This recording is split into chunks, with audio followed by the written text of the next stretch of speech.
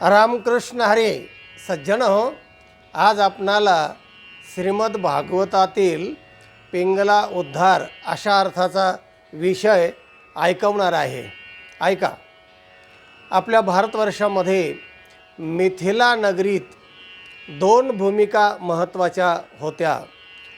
त्या भूमिका एकतर पिंगला नावाची वेश्या आणि ती कशी उत्तरायुष्यामध्ये सुधारली आणि ती इतकी सुधारली की भगवान दत्तात्रयांना सुद्धा असं वाटलं की हिच्यापासून काय गुण घेण्यासारखं आहे.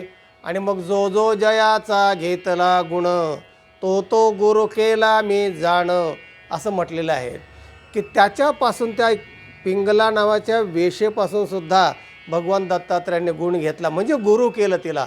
थोडक्यात म्हणजे प्रत्येक गुण जर माणूस वेचित राहिला ना तर माणूस परिपक्व होतो, समृद्ध होतो. त्याच्या सगळ्या ज्ञानाच्या कक्षा रुंदावतात, त्याची खोली आणि त्याची उंची सगळ्या बाजूने वाढत वाढत जाते. तसं भगवान दत्तात्रयांचे 24 गुरु, त्यापैकी ही एक पिंगला नावाची जी वेश्या आहे ही एक भगवान दत्तात्रयांची गुरु आहे. मिथिला नगरीतली ही कथा आहे. तिथे ही पिंगला नावाची वेश्या आपला देह विक्रय करून सगळा व्यवहार चालवायची. म्हणजे शृंगार करायचा, नंतर मग गिऱ्हाईकाची वाट बघत बसायचं दारामध्ये आणि मग त्याप्रमाणे त्याच्या लहरी त्याच्या सगळ्या गोष्टी हे करून जे काय पैसे देईल त्याच्यावर उदरनिर्वाह करायचा. म्हणजे विषयासक्त आणि अर्थसक्त असा तो तिचा व्यवसाय. म्हणजे विषयाचा देह विक्रय करून आनंद घेणे आणि त्याच्याबरोबर जे पैसे मिळतील त्याच्यावर देह म्हणजे उदरनिर्वाह करणं असा हा व्यवसाय. आणि तो परंपरेने स्वीकारलेला असतो काही महिलांनी. तर अशी ही पिंगला एके दिवशी बसली शृंगार करून गिऱ्हाईकाची वाट बघत. वाट बघता बघता बघता बघता कोणी असं आलं त्या रस्त्याने पाहिलं, तिला वाटायचं माझ्याकडेच आलं आहे काय नो. आशाही फार वाईट असते हो, ती एक शृंखलाच आहे. आणि तो मनुष्य पुढे गेला की पुन्हा तिचा चेहरा पडायचा की हा नाही आला माझ्याकडे. असं जसं एखाद्या दुकानावर मनुष्य माझ्याकडे येतो का असं वाटलं आणि तो पुढं गेला की त्या मालकाला वाटतं अरे हे गिऱ्हाईक गेलं काय ना पुढं. तसं तिला तो दिवस इतका तिचा खराब गेला आणि रात्री 11-12 वाजेपर्यंत तिने गिऱ्हाईकाची वाट बघितली, पण कोणीही त्या दिवशी तिला गिऱ्हाईक मिळालं नाही.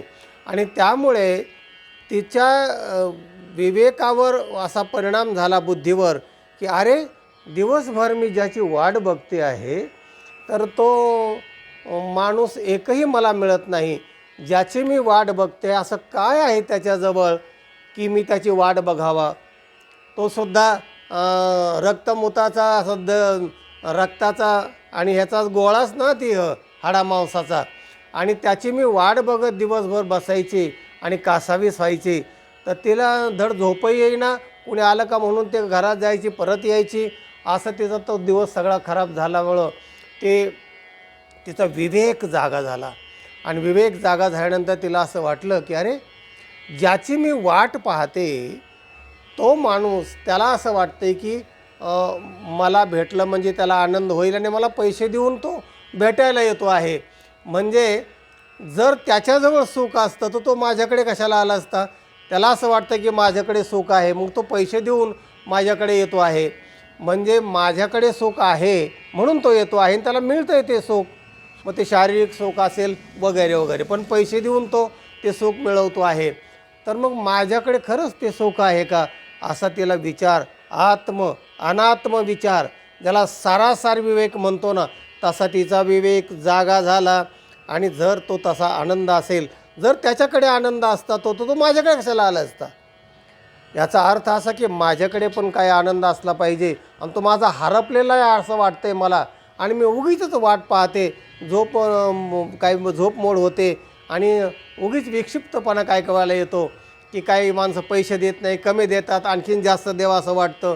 आणि अशा प्रकारचं मन अगदी चंचल आणि विक्षिप्त होतं. काय मी करते असा विचार तिला सुरू झाला. आणि तो विवेक तिचा जागा झाला. याच क्षणी याच राती विवेक वैराग्य लागले हाते, तेने रमापती तुष्टला. विवेक जागा झाला आणि तो वैराग्यासह तिला वैराग्यच झालं. नाही नाही नाही, माझं सुख आहे ना, माझ्याजवळ ते असलं पाहिजे, म्हणून तर लोक येतात माझ्याकडे. माझं सुख आहे म्हणजे आत्मसुख, आपलं स्वरूप, आपला आनंद, आपलं हे असताना आपण दुसरीकडे कुठेतरी सुख पाहतो आहे. आणि मग तिचा विवेक जागा झाल्यानंतर तिचा पुढे उद्धार झाला. अशी ती कथा फार रंजक कथा आहे, प्रबोधक कथा आहे, वास्तव कथा आहे. आणि म्हणून पिंगलासारखी वेश्यासुद्धा आपला उद्धार करून येऊ शकते विवेकाने आणि ज्ञानाने. आणि म्हणून तो तिचा गुण भगवान दत्तात्रयाने घेतला आणि तिला पण 24 गुरुतला हा एक गुरु आहे. तेव्हा त्या क्षणात रात्री तिला वैराग्य झालं. आणि त्याच नगरीमध्ये, मिथिला नगरीमध्ये दुसरं एक पात्र आहे आणि ते म्हणजे जनक राजा. दह्यताम मिथिलायाम नमे दह्यती कश्चन. मिथिला नगरीला आग लागली तरी तो म्हणतो माझं काय जळणार नाही, असं आत्मस्थितीवर गेलेला. भगवद्गीतेत त्याचं उदाहरण आलं, कर्मण्येवहि संसिद्धी मास्थिता जनकादया. जनकाचं नाव भगवद्गीतेमध्ये सुद्धा आलेलं आहे. अशी ती जनकाची नगरी. एका बाजूला विदेहमुक्त म्हणजे जीवनमुक्त असणारा जनक राजा आहे की तो शरीराच्या वेगळा झालेला आहे ज्ञानाने. आणि इकडे विषयासक्त असणारी पिंगला, ती सुद्धा वैराग्य आणि ज्ञानाने आपल्या आत्मस्थितीच्या बाजूला गेलेली आहे. आणि म्हणून भगवद्गीता सांगते, अपिचेत सुदुराचारो भजते मामनन्य भाग साधुरेव समंतव्य सम्यक व्यवसितो हि सहा अपिचेत सुदुराचारा. भगवान म्हणतात, अर्जुना, दुराचारी जरी असला आणि जर तो अनन्यतेने मला भजला, त्याला जर आपलं स्वतःचं आत्मस्वरूप कळलं आणि अनन्याने मला भजला, तर त्यालासुद्धा साधू माना. आणि तसंच या पिंगलेला साधुत्व प्राप्त झालं आणि ती फार महान भगवत भक्त झाली. तिची पुराणामध्ये, याच्यामध्ये, इतिहासामध्ये नोंद झाली. तिचं नाव घेतलं, कथा ऐकली तरी मनुष्य आनंदी होईल, अशा प्रकारचं आहे.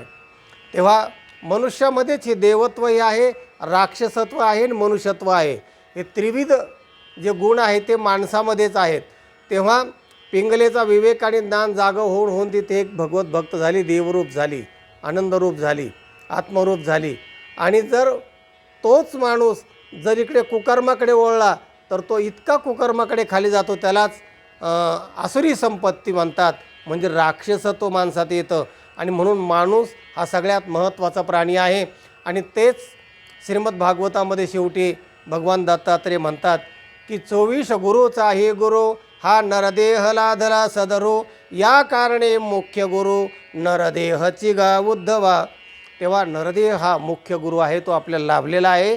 आपण सुद्धा आपली आत्मजागृती करावी, सत्संगती करावी आणि त्यामुळेच आपलं जीवन आनंदमय मंगलमय झाल्याशिवाय राहणार नाही. या पिंगल्या नावाच्या वेश्येपासून हा गुण घेतला भगवान दत्तात्रयाने. अशा महानंदासारख्या अशा अनेक वेश्यासुद्धा भगवत भक्ती करून आणि आत्मजागृती करून भगवद्रूप झाल्या, असे आपला हा सांस्कृतिक इतिहास आहे. सज्जन हो, हा व्हिडिओ इतरांना पाठवा, लाईक करा. ज्यांनी चॅनलला सबस्क्राईब केलं नाही त्यांनी जरूर सबस्क्राईब करा. ऐकत रहा, आनंदी रहा. रामकृष्ण हरी.